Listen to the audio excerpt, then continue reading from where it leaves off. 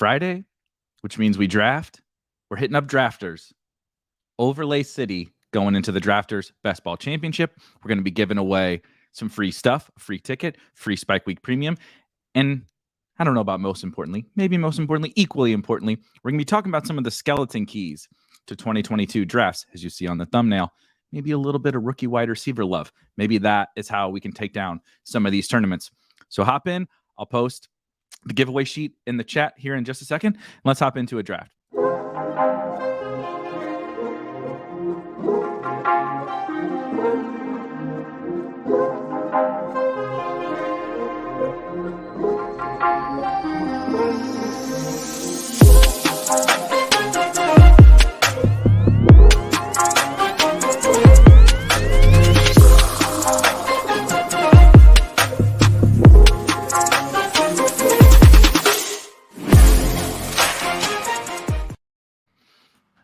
Hello.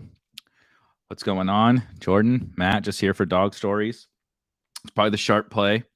We've reached this point in the season. You know, people are just now starting to get into the fantasy football stuff. If you've been around here, we've been talking about this stuff for a long time. So we do tend to get into maybe some dog stories. The other day we had a puzzle.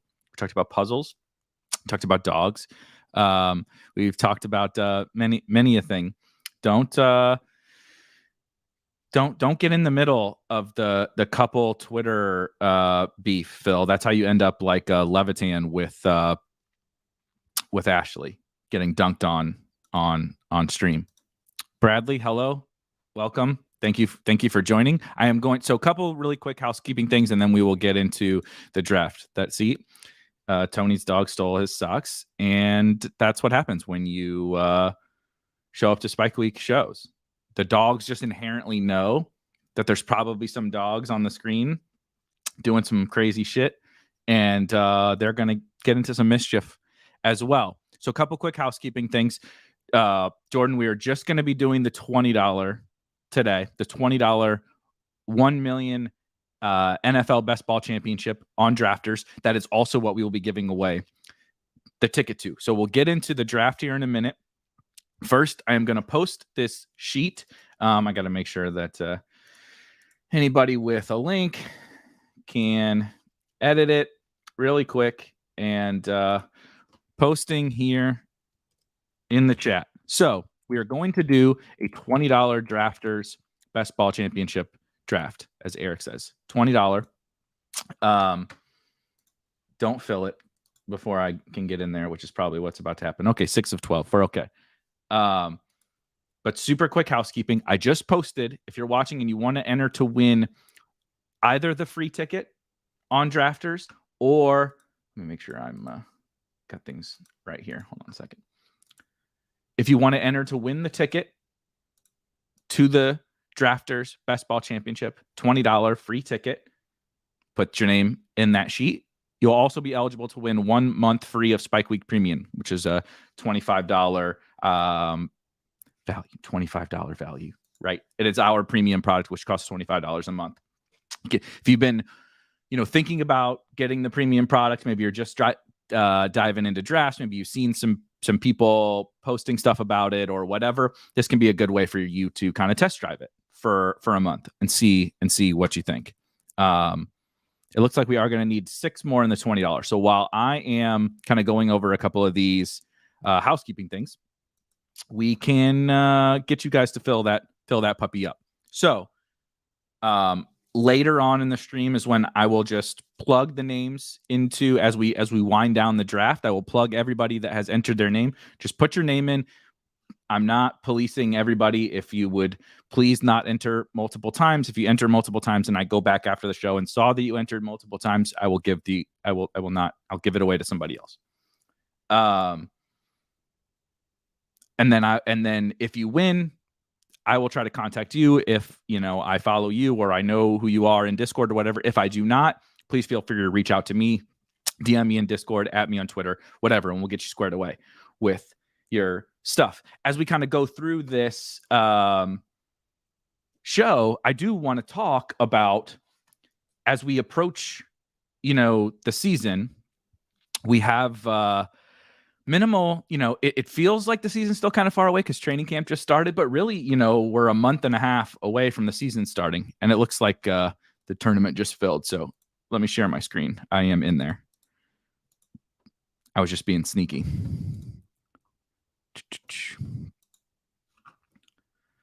All right. As you can see, this is my 19th team, and I am, of course, drafting 7th. The one place I never, ever want to draft 7th, but that's okay. We'll draft 7th. So kind of some of the things we'll talk about here. We'll obviously talk through drafter strategy. We'll get the winners their tickets and their free premium access. But I also want to talk a little bit about, the season is coming close. And I think really like right now, we're seeing this crazy. It's just truly, like, I talked about this the other day on one of the shows, how insane the amount of news and we're getting out of training camp is right now. So much so that I think Rob mentioned it on Tuesday, that you feel almost like you're like seeing every play of every practice. There's so many videos, there's so many tweets, there's so much news coming out about training camp that it's just taking a little bit of news here and there to really start to swing things. And we're going to start to see massive shifters. So we're at this last point in the offseason to be able to, in my opinion, get out ahead of some of these guys. And we saw who is posting in the chat. This is hilarious. Oh, gross. Tony's saying he wants a hot dog. And as you see on the thumbnail for the show, I really do believe that we're at this point in time where, like, most of these rookie wide receivers values have like bottomed out. I just don't I don't totally understand why they have kind of bottomed out here. I do think there was a little bit of natural course correction for like the Treylon Burkses of the world, maybe Sky Moore, but now we've gone kind of the opposite direction. And when you're looking for these kind of mid-round league winners, I think something we talked about yesterday is the fact that you have to pay for upside. The problem with that is a lot of the best upside bets get priced up into that 4th, 5th, 6th, 7th round range or whatever.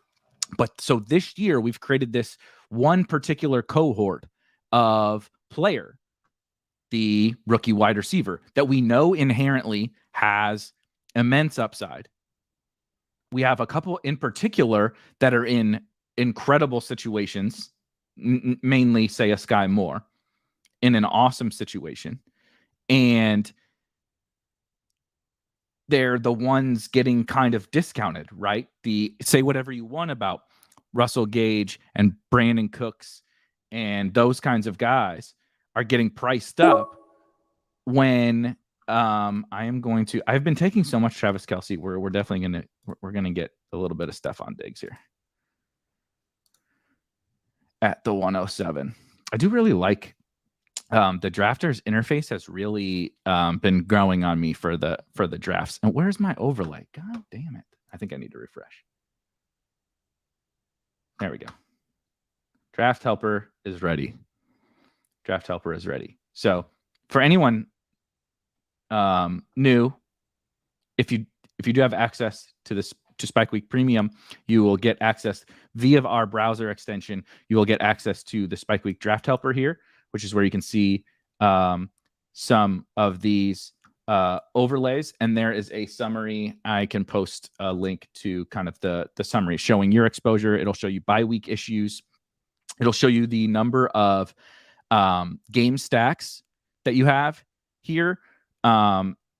And then obviously you see your kind of exposure percentages, both across drafters overall, as well as just within this tournament. So I can see the number of game stacks that I have, the number of different, so correlations throughout the course of the entire season. There's a lot of cool stuff that you can see that's very, very custom, obviously, for drafters, since it's a very different format. Yeah, Hall of Fame game is like getting it's getting so close, and we're 40 days. Bradley says we're 40 days until opening Thursday night.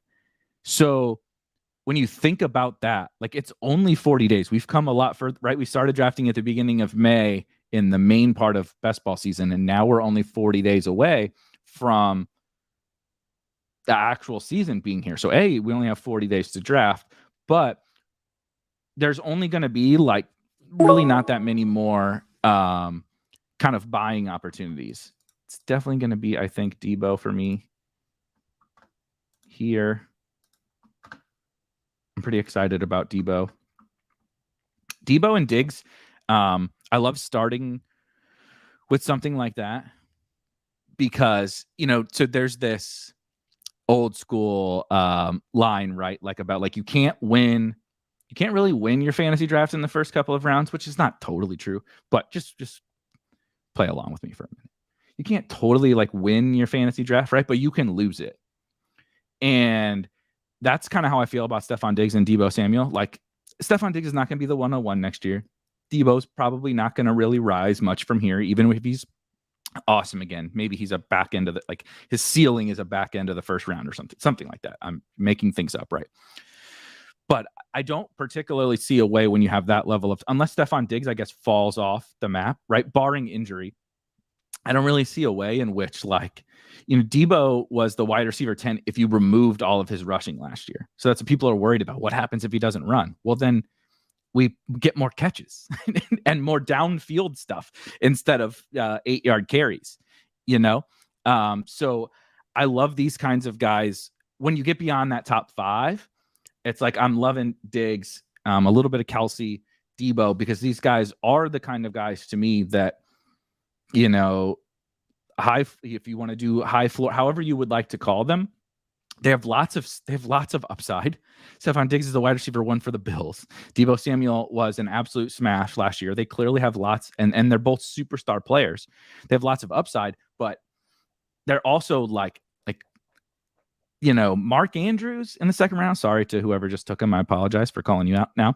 But like if the Ravens go back to only throwing it like 400 times and you took Mark Andrews in the second round, like, wah, you lost. It's over with your second round pick. So it's interesting that Tony finally didn't get Najee Harris sniped by one of the other Eriks on Najee. But just really quick, back to kind of wrap up the initial point. I think there's not a lot of situations left that we can target right now.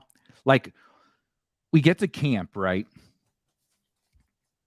What kind of players are naturally going to get steamed during camp and preseason? It's not whatever. I'm going to come up with it. Rashard Higgins is not like, no one gives a shit if he catches some passes, right? I saw some Richie James clips the other day. No one cares about that. But when Sky Moore is getting talked up by Mahomes and has highlights posted every day and beat reporters are gushing about him and he's running with the ones, those are the guys that get steamed up like crazy. And with good reason, they are the types of players that can be the true league winners.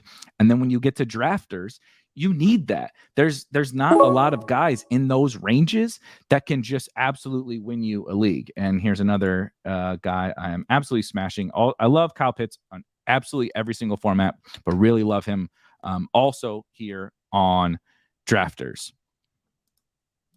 Yeah, this is true. That would be impressive if the Ravens throw it 400 times and Andrews gets 70% of those. It's going to be a tough scene for the Bateman drafters, or even more so, it's going to be a really tough scene for the people taking Duvernay if Andrews is getting 70% of all that. This definitely true. David says it's the rookies or the new additions. Barnwell and Mays had huge steam for Allen Robinson on the Athletic Football Show this week. Yeah, Arab's kind of already in a spot where it's going to be hard for him to rise much.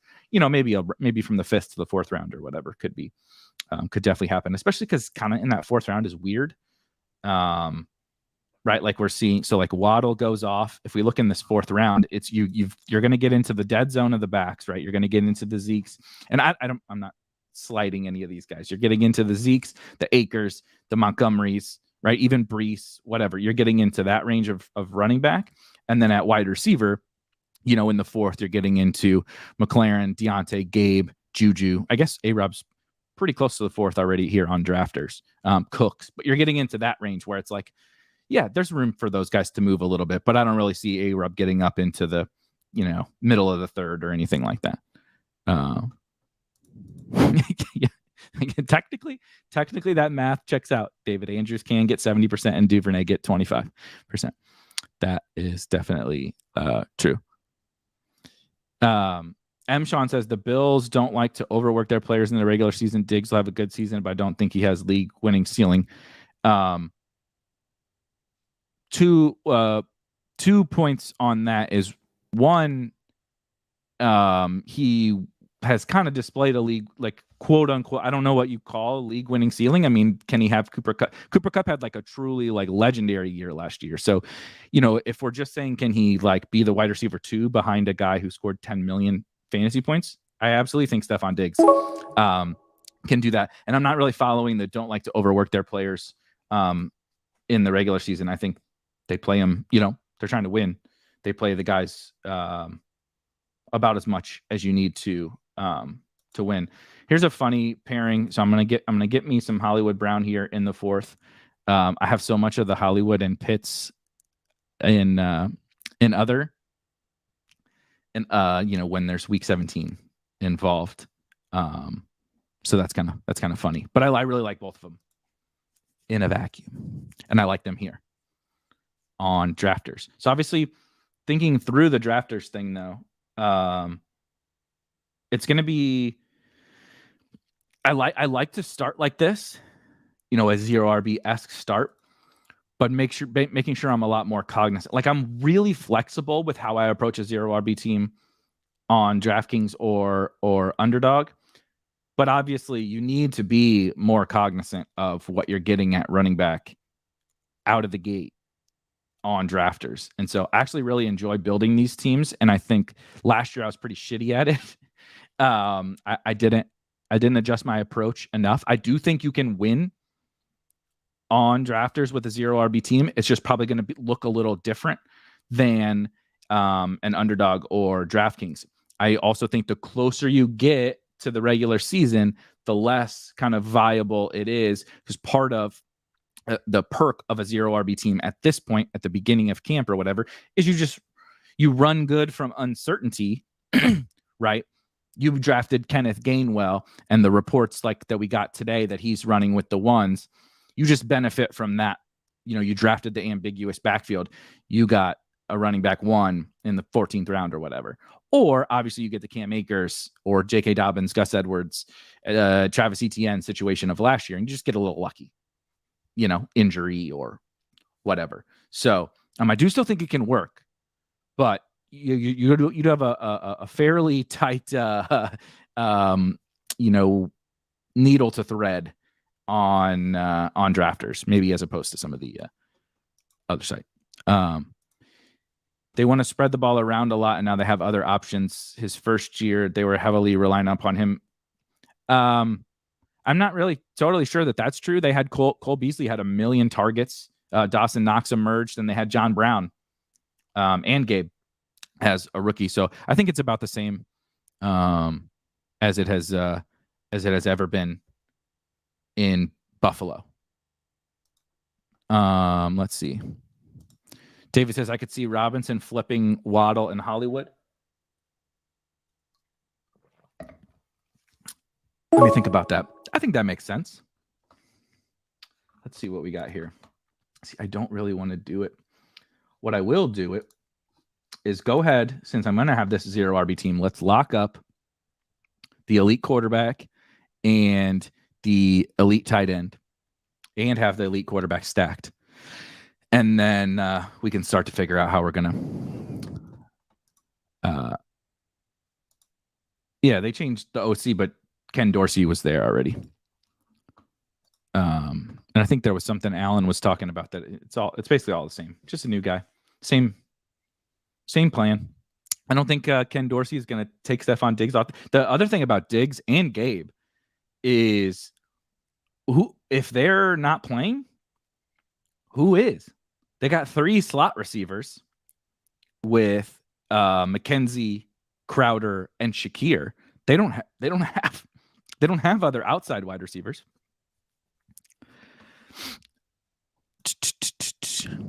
Has there been any camp news about Akers and Henderson? Haven't seen much Rand stuff hit my feed. I haven't seen anything. I saw just a, oh, hey, Darrell Henderson's out here at practice tweet or something, but I haven't seen. It's very hard to keep up, honestly, this year, because like I said, it's pretty crazy. It's pretty crazy right now. Looks like we got a decent amount of, I'm going to share for anyone that joined recently, just occasionally, I'm going to share and mention this.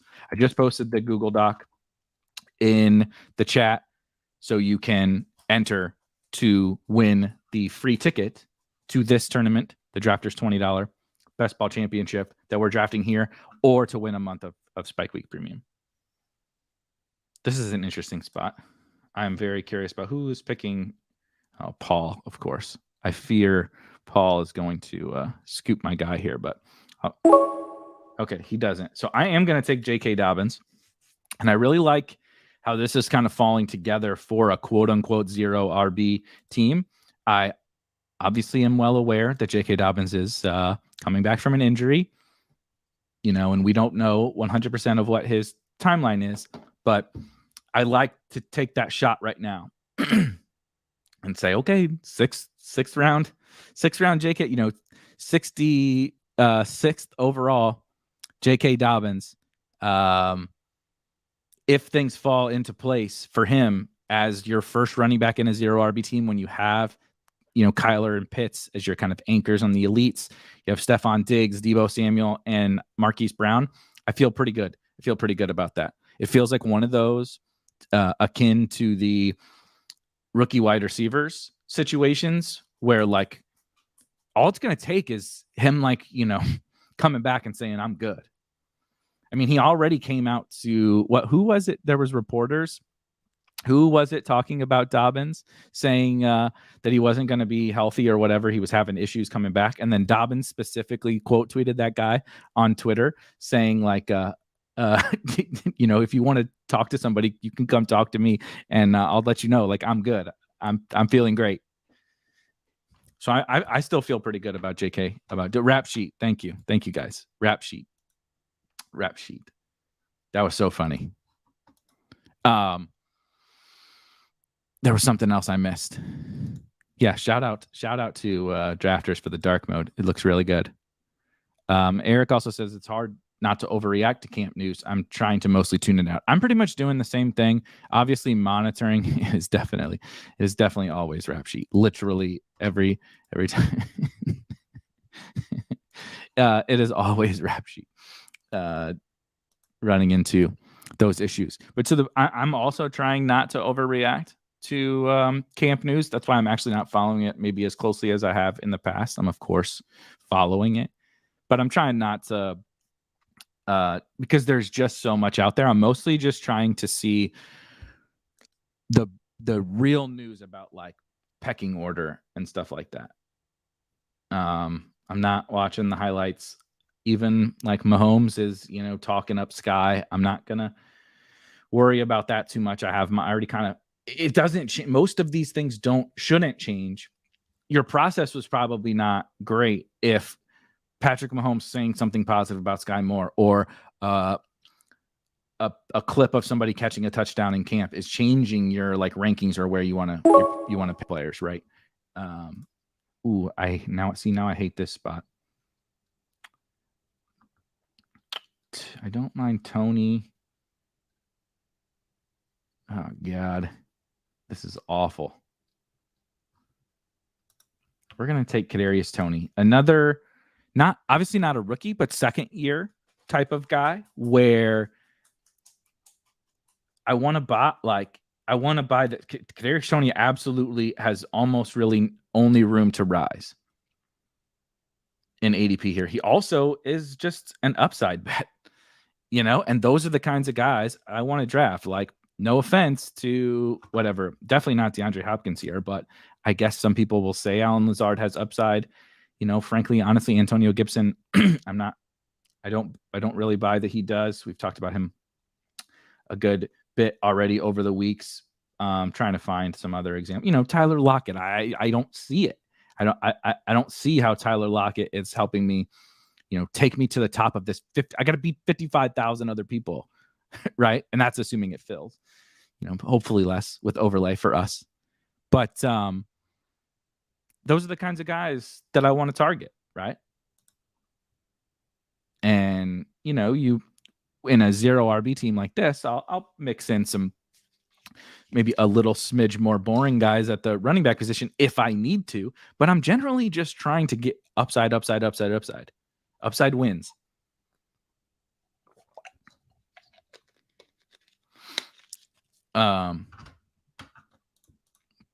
Thoughts on Dalton Schultz at that ADP before Hawkinson? Yeah, I'm not drafting Dalton Schultz. I don't particularly love Hawkinson either. I think Schultz is the kind of typical tight end who he's a fine player and he definitely projects for some volume, right, with who Dallas has coming back. But it's a situation where we are just like thrusting. I love that Miles is falling here, so I think we might have to take Miles Sanders. Who took MVS? Damn it. Well, this sucks. I really wanted to I'll take Miles. I still feel like he might fall a little bit here, but it's this kind of dead zone of the draft where I just don't really want any of these other guys. I considered, Treylon Burks, obviously, to fit the rook. That was pretty much what I was deciding between, was Miles or Treylon Burks. The one thing about Schultz is that we're thrusting because Amari is gone, which is really all, and Gallup's hurt. We just don't know where it's going to go. And so it goes to the established players, right? We saw Schultz be pretty good last year. So we're sent up. He's got to just do it again, right? There's nobody else. And he's a fine player. He's not a superstar tight end.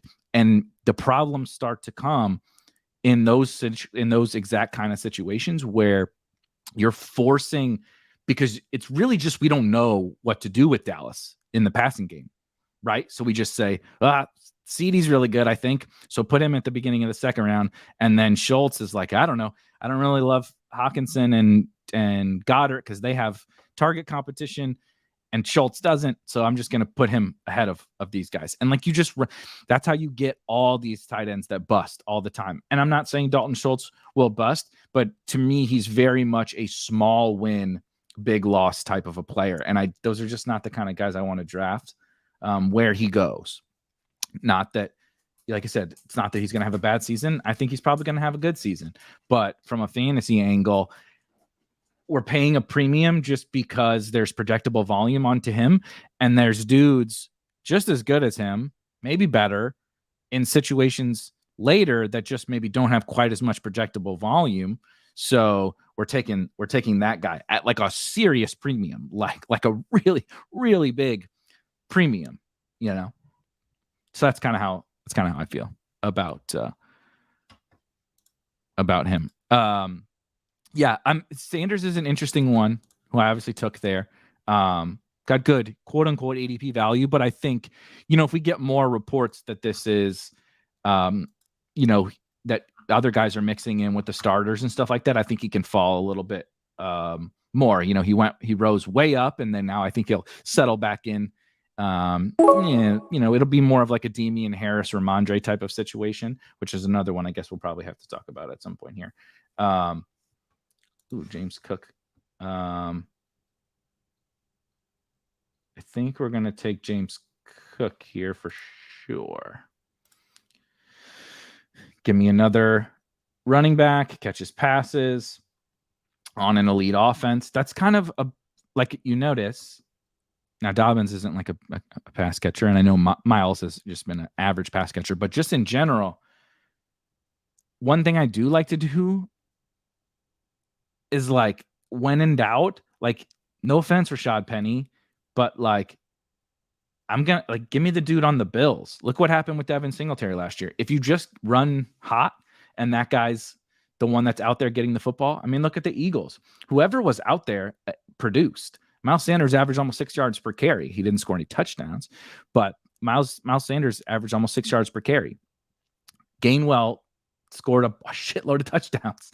Boston Scott was good for fantasy. Jordan Howard was scoring touchdowns, right? Just being on that offense, these guys are producing. And then obviously the Ravens. I mean, everybody is efficient running the ball for the Ravens. J.K. Dobbins definitely will be. So just kind of putting your putting your faith in these good offenses, just like take my money and you guys just continue to be good and like just kind of let it play out in your favor. Like everybody wants to be the smartest guy in the room and say, no, it's this guy versus that guy.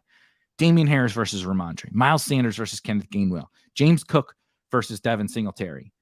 And like, I'm sure we all have our thoughts on how that stuff's going to play out. But at the end of the day, Chase Edmonds versus James Conner last year, I don't know. Edmonds got hurt, Conner smashed. Damian Harris versus Ramondre this year, I don't know. I think I like Ramondre better, but I'm not going to pretend that I really truly know. And even if you know, right, you nail week one. Like I told you it was Ramondre season.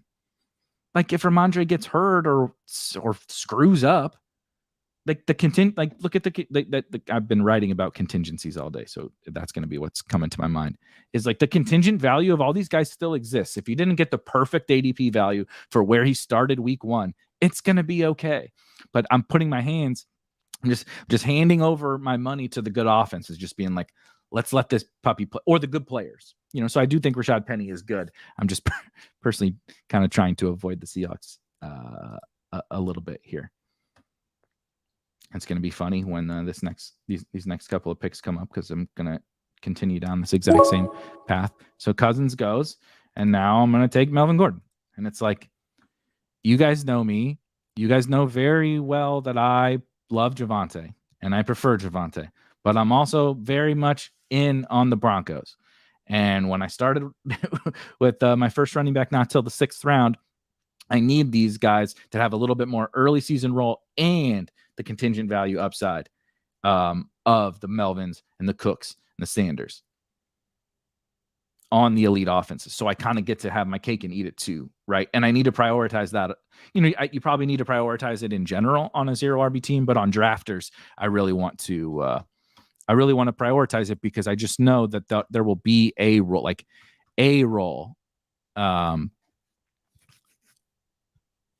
at any point in the season, as long as Melvin Gordon is healthy. I mean, this is the one I wanted to do.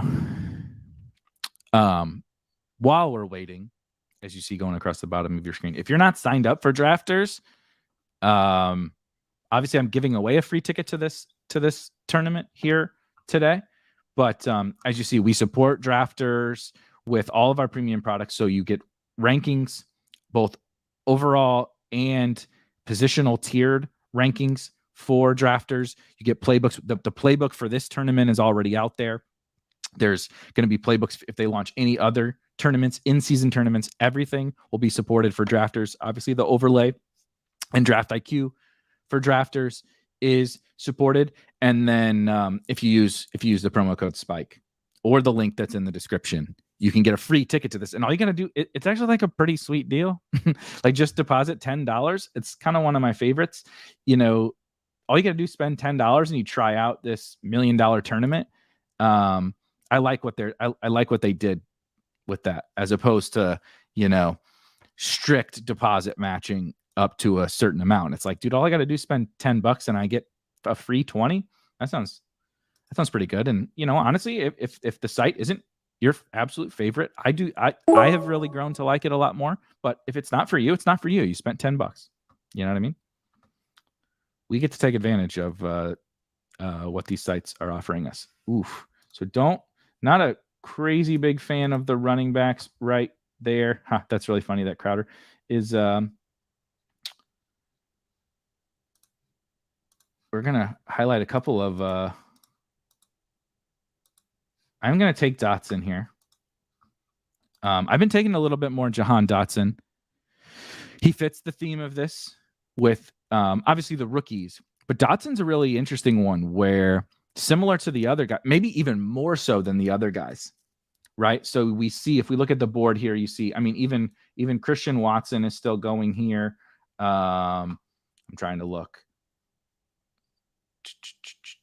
Garrett Wilson, at the 104 now. This draft is definitely a lot. Josh took Sky just within the top 100. Treylon 91, Olave, right?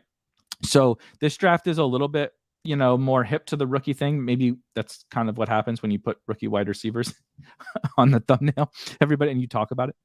Everybody shows up and picks the rookie wide receivers, but Dotson is the one that got the first round draft capital, has all the opportunity in the world. It's just that I say we, not necessarily me or not necessarily you, but we as a collective fantasy football community said, he's not that good of a prospect. And we were surprised when he got picked there, right? It's the Kadarius Toney of last year, except Dotson was probably a better prospect than Toney. It's the Kadarius Toney of last year. And now look where we're drafting Toney, because we were like, oh shit, we were wrong. We were wrong. This dude can play a little bit and he has the opportunity. And so now we're going to double right on back, double dip this with another rookie wide receiver who is the way I really prefer to play the Dallas thing. Going back to the Dalton Schultz situation, Jalen Tolbert is like the perfect fantasy pick here in what is that? The 12th round? In the 12th round, in the 140s. You get a pretty talented prospect with reasonably strong draft capital, dropped into a situation where they lost Amari Cooper and Michael Gallup is not going to be ready to start the year. His competition to play in only 2 wide sets is James Washington, who, spoiler alert, stinks and has stunk his entire career.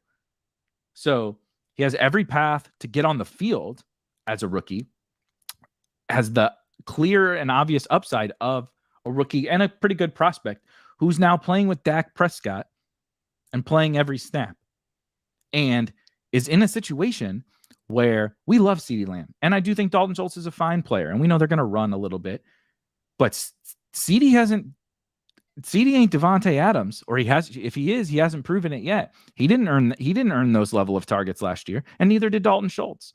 So his competition to be I'm not saying he's going to be Justin Jefferson. That's not absolutely not at all what I'm saying. But to be that level, this year's guy like that, I like to kind of bet on these guys, the Dotsons, the Tolberts. We'll get to the Wandales of the world, right? Get to those guys. And like the ones that the market, those guys have Wandale starting for the Giants. Jalen Tolbert's probably at least starting in 3 wide sets, maybe 2 wide sets for the Cowboys. Dotson is starting for Washington. But the market has decided don't love those guys, but love these other ones. Just because we did the I know better. We're doing the I know better thing about the prospect, right? Tolbert sucks. Believe me, I know. Below average wide receiver play. Signed, Gabe Davis. Yeah, I mean, Carson Wentz sucks, but like guys put up fantasy points with Carson Wentz every year, and other bad quarterbacks, right? I mean, people are drafting Brandon Cooks early. People are drafting all kinds of different guys. Look at this, worked out. I think I'm going to get me another Daniel Jones. Another little Daniel Jones right at ADP. Maybe, let me, hold on. I got it. Oh, nope. I can't do it. As you see here, I got to unclick him, and I'm an idiot. We're going to go to Corey Davis. I don't like Corey Davis, but if you saw, you see this is a little bit thrown off here. Obviously, these are not aligned, but you see this is the bye week. If you can see me highlighting on your screen here, Daniel Jones, week 9 bye. Which is that Kyler's bye? Or I just have bye week issues on week 9, I guess. Yeah, I have bye week issues on week 9, as you see. Melvin, Debo, Tony, Tolbert, Jones. And so it's trying to just let you know, hey, you have maybe some bye week issues. going on with this pick, which I may still take, and we'll see what we do here. If he comes back around, I don't mind it. I don't hate Corey Davis. He's an interesting, a little bit more of the contingent bet, you know what I mean, than straight raw projection. But it's kind of funny that Corey Davis got steamed like a mother last year. And now, you know, Garrett Wilson is there, obviously. But like Jamison Crowder was there last year. And Braxton Berrios was there to earn targets. And now we've just killed Corey Davis. We just absolutely killed Corey Davis. Yeah, Johnny says, I like that pick. I have a good amount of Dotson for now. I'm happy with having a lot of Romeo, which it's not Dubs, by the way, for those. He let us know. That was some news. So now I am going to take Daniel Jones. I was it had me frightened when I saw the bye week right away. But I do like that it alerts me. This is only the second time I've actually, I think, used our drafters overlay. So I'm very used to the other sites overlays. Still honing my skills with the overlay, but you can see some of the exposure percentages. You see these game stacks, right? So like eight different stacks with Rams players is pretty sweet. I guess that happens when you have we have Kyler and Debo. Yeah. Kyler and Debo. The red player obviously is not us. This is drafters saying he's hurt, but the green being a player that correlates with someone on my team, right? Whoops. So I have Corey Davis. So Zach Wilson correlates with him. So we're sitting at a little 2 quarterback, 4 running back, 6 wide receiver, 7 wide receiver, 1 tight end. So definitely going to have to get some more running back firepower on here. And feeling pretty good about this team, honestly. Let's see here. It does have me cognizant of the buys now, which is so funny because, again, if you guys know me at all, I could not be further from a bye week bro. Like, it's literally not possible to be further from a bye week bro on the other sites. Like, I legitimately don't look at it and don't care about it. Like, really not even for the quarterback and tight end position. Definitely not for tight end, but really not even for quarterback much. That's why it shook me, because I have Daniel Jones is a guy who I take a fair bit. And I've run into it with Russ and Trey Lance have week 9 buys. And it happens to me if I end up taking Russ and Trey Lance on the same team. The week 9 thing had me shook because I have memories of that. But I do think it's an important element of drafters, is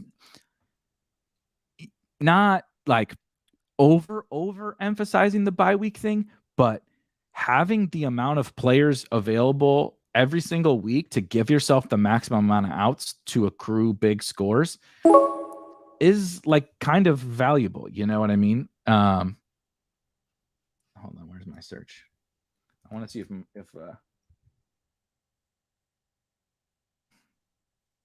gotta go get your guy.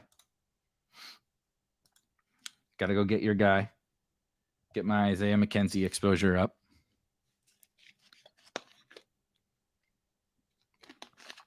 Let me see here with some of the comments. Michael asked, what do you think about grinding sit and goes on drafters and Underdog? To be totally fair, it's not for me.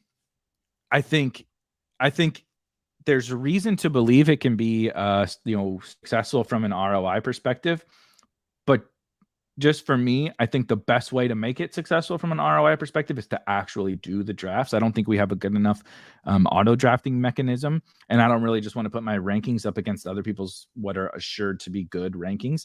So I don't really think it's necessarily worth it for me. And then from a time perspective, for me personally, if you got the time, I do think you could really get some strong ROI from a lot of the sit and goes, particularly on drafters, I would say. Danica says Packers are really impressed with Dobbs, and who knows what happens to Watson. Yeah, definitely. I have oh, the bots are here. I have some still like reasonably small concerns with Dobbs, just because we're talking about a 4th round rookie with Aaron Rodgers. I really like his talent. I'm honestly in on his talent. Damn it, Paul. Did Paul take? I really wanted McKinnon. So now I got to think if I want McKissick, and now we're just, as you can see, McKissick does correlate with Dotson, which I guess is, I guess it's technically something. I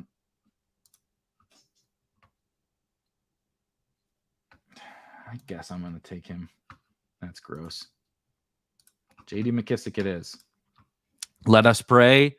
Let us pray for some Carson Wentz checkdowns, which have basically never happened in the history of Carson Wentz. But this is what happens when you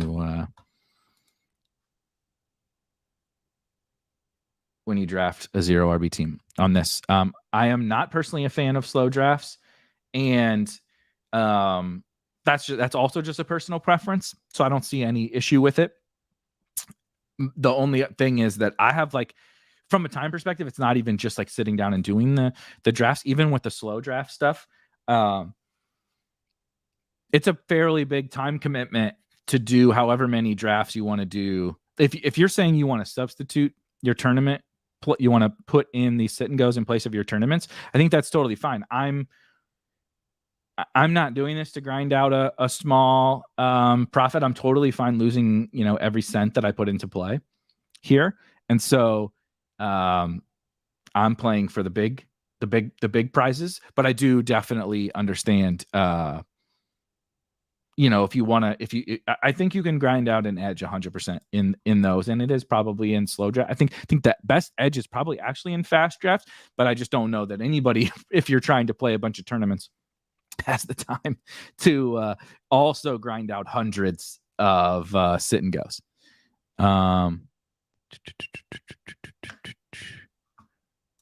For the sit and goes, how much of an edge do you think you have? Can you beat the rake and also justify locking up your money for 6 months? Yeah, I mean, that's part of the issue with best ball in general, is can you beat the rake and justify locking up your money for that long a time? I think the locking up your money thing is a little bit silly. That people will like to use that argument against best ball. Like, nobody's putting in so much money that they can't afford to lose. All the typical responsible gambling things, whatever. And nobody's putting in that much money. People play more in one day of a DFS slate and lose. So it's not that big of a deal. And B, it's fun. But back to the kind of original point is, with the tournaments, there is an element of a true ceiling, like real upside. You know what I mean? That you can realize. Will you realize it? I don't know. But all right, now we start taking my favorite upside bets. There was no way I was getting out of this draft without D'Ernest Johnson on a 0 running back team. As you guys know me well enough to know, that was probably a lock. One of my highest owned players across all sites, all tournaments, all everything, is D'Ernest Johnson. But I also think, he doesn't fit every team, but this team needing some good luck, right? This team needs the old D'Ernest Johnson trade. Let's trade D'Ernest to the Saints and go ahead and suspend Alvin Kamara. That's what this team needs. This team needs something like that to happen. Yeah, McKissick is for Sam Howell. That's what we need. That's a good call. Let's see. Oh, I just wanted to go back to Danica's. Yeah, there's definitely getting to the camp reports, kind of a combination of where we're at right now, what we were talking about earlier with rookie wide receiver, potential opportunity, 4th round pick, like late 4th. He's at the 4 or 5 turn of the NFL draft. Like, yeah, raw rookie, doesn't really run block. There's a lot of issues with Dobbs, but like, there's nothing to stop him from at least like rotating in and being a real player later on in the season. I personally have some like maybe irrational concerns just because of Aaron. We've seen this with Aaron Rodgers so many times, that the better player or the player we perceive to be better, or even just the younger player, doesn't even get a shot. But we'll see. Let's see here. So I should have had the roster up. We're up to 6 running backs. I would like to get another one, but I do need a tight end. No tight ends here are particularly interesting.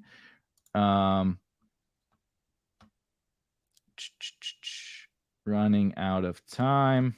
So I am going to go ahead and take Eno. We're going to load up a little bit on the Cardinals bet here. And just, let's get a James Conner injury and not rooting for injury. I should have said that differently. Cut that. The person who is not a producer behind the scenes, me, I'll have to cut that. If something happens to James Conner, or like, we're assuming a lot about James Conner, and I have taken some because I do think the upside is pretty crazy, but we're assuming a lot about James Conner. And like, what if they want it to be like a split, just like last year, and they use Eno or Darryl or Keontae or whatever, or Jonathan Ward, right? What if they're like, we can't afford, like, James Conner's going to get hurt. They're smart to, like, sometimes we treat the NFL teams like some of them are make some questionable decisions, but we treat them like they're like so incompetent. It's like they can't read or something like that. It's like, you don't think the Cardinals know that James Conner's a little bit older, a little bit injury prone, got banged up last year when he was getting all of that work. They know that too. And so we just assume, we're like, nope, it's James Conner's backfield. When he's healthy, he's getting all the snaps and nobody else can do anything. It's like, well, they probably know that James Conner can't afford James Conner to play every single snap. So why can't Eno play 30 or 35% of snaps, or Darryl or whatever? You know what I mean? I don't see why those kinds of, we put a lot of assumptions into basically these NFL teams, and usually just based off of what happened last year, right? I tweeted about Austin Eckler, and like, I love Austin Eckler as a player. The Chargers are amazing, but like, generally people's like, why are we taking Austin Eckler 106? It's like, well, he was good last year and he's on the Chargers, is like what people will say. It's like, Austin Eckler actually told us he doesn't want to handle that much work he got last year. He scored 20 touchdowns and still he didn't even score 19 half-point PPR points per game, despite scoring 20 touchdowns. And then they drafted Isaiah Spiller. And it's like, it's kind of bizarre that let me look and see if there's any of my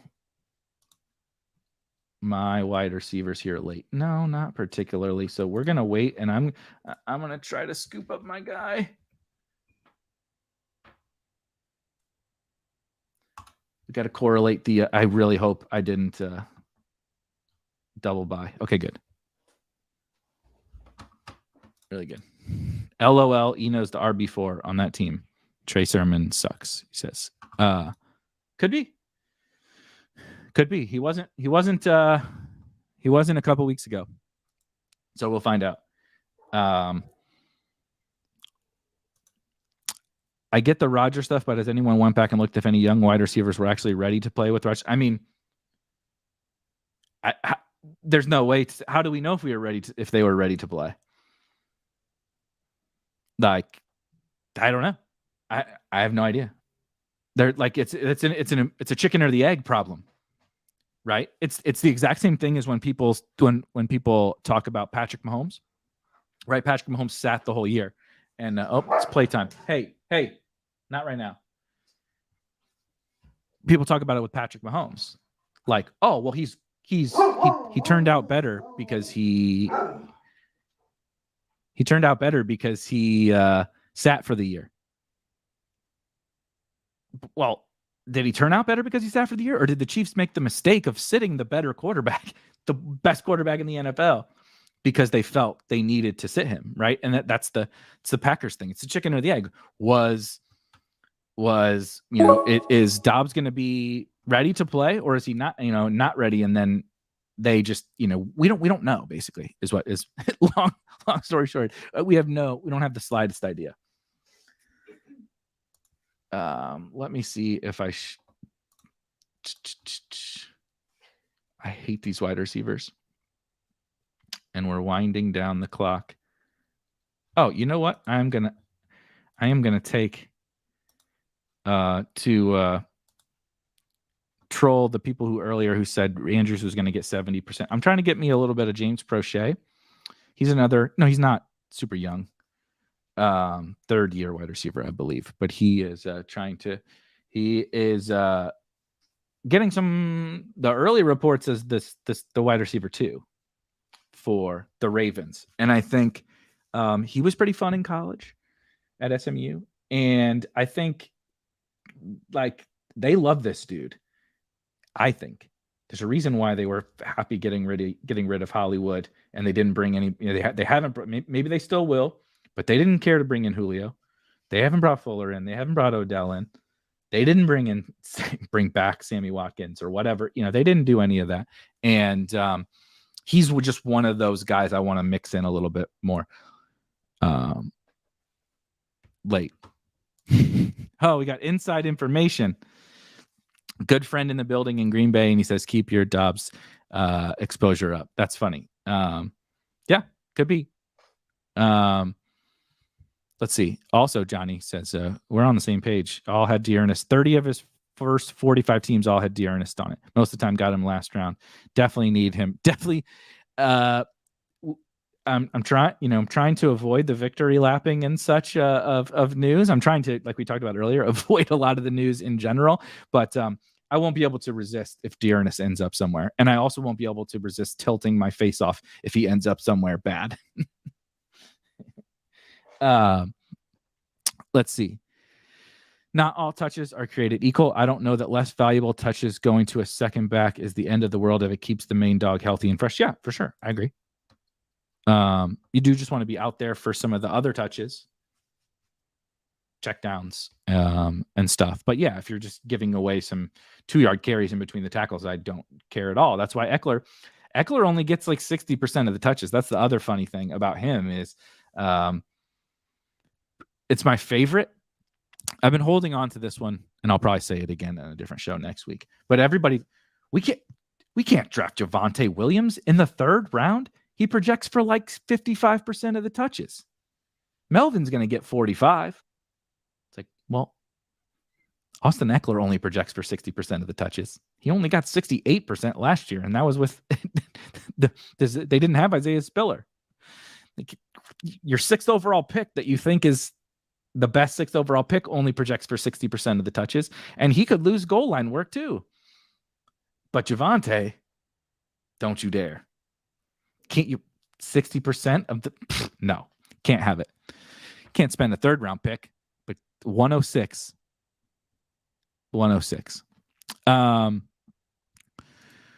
Thank you, Tony. This one is definitely going to be true. The right Kansas City running back. Good luck. Absolutely good luck. Who the hell knows? I wish I knew. We all pretend to know, but I don't know. I draft them all. I don't draft much, obviously. CEH, as I'm sure you guys probably could have guessed, I don't draft a ton of CEH, but I do take McKinnon, and I obviously take the most of Rojo because I think he's kind of the most potential upside guy. But that's definitely going to be a crucial one. Let's one final last call.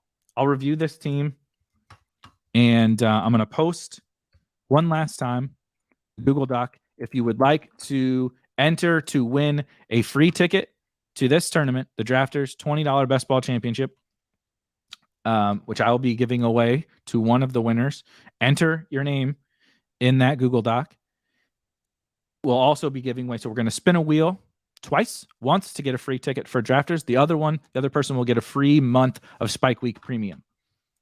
So last call on that. I do need to pull up the wheel of names and get that ready. Really quick to review the team. we started with a 0 running back drafters team, which is not what people like to see. The people don't love 0 running back on drafters. But I feel like it's a little bit different when you're able to get J.K. Dobbins in the 6th round, 66 overall, as your first pick in a 0 running back team. We started with Stephon Diggs and Deebo Samuel. We came back and hit Kyle Pitts, basically my favorite tight end to draft any site, any format. Love him here.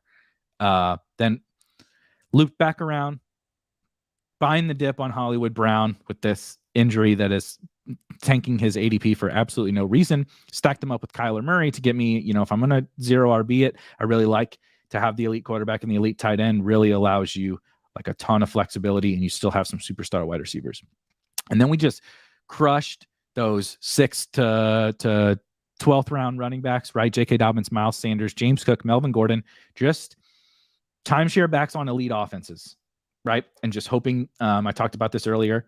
If you're just joining or have just recently joined, talked about this earlier, just like rolling the dice on the guys on the elite offenses and not really worrying so much about you predicting who it's going to be, right? I don't know if it's Miles Sanders or Kenny Gainwell or Boston Scott. I don't know if it's going to end up being Melvin Gordon or Javonte. Obviously, I project a split, right? But at the end of the year, who is it going to be? I don't really know. I'm just going to kind of let the fantasy gods play that out in my favor on the elite offenses. Mixed in J.D. McKissick as a pass catcher, kind of in a weird pocket of the draft there. Got some good value, though, on him. ADP 165, got him at pick 186. Rounded out the running backs with my favorite upside shot, Dearness, and then Eno to kind of add on to the Cardinals and give another kind of upside handcuff-esque type running back. Closed out wide receiver with a lot of the young upside guys to go along with the theme of mostly rookies, but I think some of these other guys fit into it as well, with mainly Kadarius Toney and then James Prochet at the end. But you see Jahan Dotson and Jalen Tolbert as kind of 2 rookies who I think are really undervalued, and you lump all of them in with what you have seen here, everything like that you guys have discussed, whether you like Romeo Dobbs, you like Sky Moore, Treylon Burks, right? Maybe you do like Christian Watson, whatever. There's this entire collective. Wan'Dale Robinson is one of my favorites. There's this huge group of these rookie wide receivers that I think are not only maybe the best picks in these fantasy drafts, period, because of the upside that they provide at their cost, but also the very clear and obvious guys to rise, and rise really fast now that training camp is here. So we mixed those guys in, got my little buddy Isaiah McKenzie, of course, then mixed in there. Closed it out. We closed out the old Giants stack. Daniel Jones, had him with Kadarius Toney and Daniel Bellinger. The starting tight end for the New York Football Giants. All right. Let me get these names in here. You guys are funny.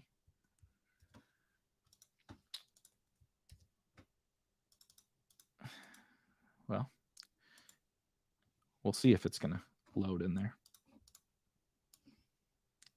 This is hi. Oh, there it goes. Okay, it's loaded. Let me share my screen. Got a good number of people entered here. All right, the first giveaway, first thing that we're going to give away. I really hate these. This is a good ad because it was a dog ad, but I hate the ads. I love that some of you guys put your handles and such on here. Like I love that Erik put his Never Draft RBs handle on here. First thing we're going to give away, the $20 ticket to the Drafters NFL Best Ball Championship. Let's spin the wheel and see what happens. Sean definitely loves Eno for sure. And Antonio W. DM me on Discord, Twitter, whatever. If you're here in the chat, congratulations. And I will get you all squared away with shit. I should have removed your name. I'll get you all squared away with that free ticket on Drafters. And now this will be for the Spike Week, the free month of Spike Week Premium, which I will get you set up ASAP with account and everything, and 1 free month. If you have an account already, Scott Brown. If you have an account already, I'll just comp you a month. And if you don't, message me and we'll get you all squared away. So congrats, Antonio, and congrats to Scott. That pretty much does it. Rookie wide receiver season. Get on Drafters. Promo code Spike. Check out the premium tools on Spike Week. Really do believe that they'll like change how you draft and change how skillful you are at drafting, how much better teams that you are going to build. Everybody have a wonderful weekend. We'll be back on Monday with another episode of Draft Club, maybe with a guest. Not draft with a twist. We are going to do some more of those.